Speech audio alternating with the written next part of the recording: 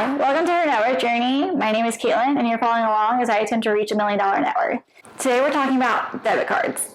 So I wanted to talk today about how I don't use a debit card. So a lot of people don't even have credit cards. They just use their debit cards, which, I mean, if that works for you, great, but you're missing out on a lot of opportunities. So I discovered that I was using my debit card a lot and not really seeing a return for using my debit card. A debit card doesn't really give you a lot of options for money back, at least not mine. I have a Visa with Chase, and that debit card does not give me really any percent back. There's sometimes some deals. Chase started this thing where they give you, 5% off at this store or 5% at that store, whatever. For 7 days, you have the opportunity to get 5% back if you just use this or add this rebate to your account. But I don't really use the stores that are on there, so it's really not even very helpful. It's not something that I ever really see that return. It's not something that would be happening on a monthly basis versus my credit card. So I got a Capital One Quicksilver card a little over maybe a year ago, and I am seeing high returns on that card. So with every purchase, I get money back, and I can put that money towards my account total or my Amazon purchases. And there's a couple other options, but those are really the only two that I use. When I make a purchase, I'm looking for that cash back.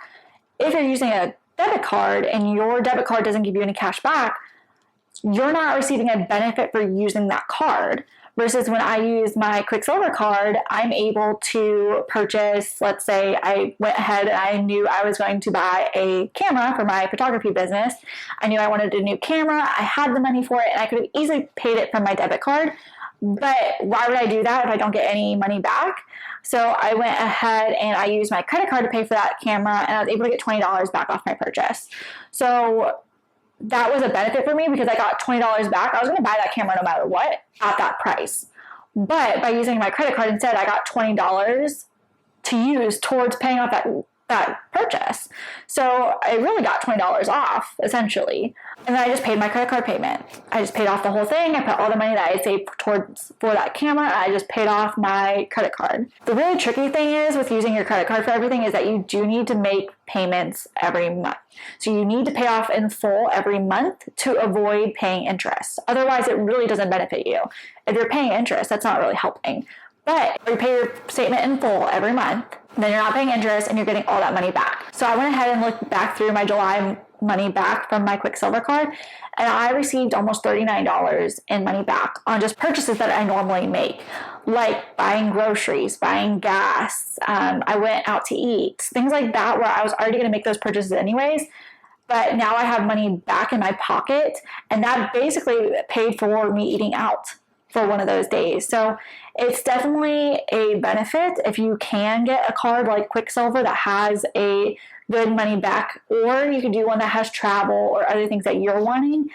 Definitely look at the different benefits to the credit cards, but make sure that you're not having a lot of credit cards. I have 2 credit cards.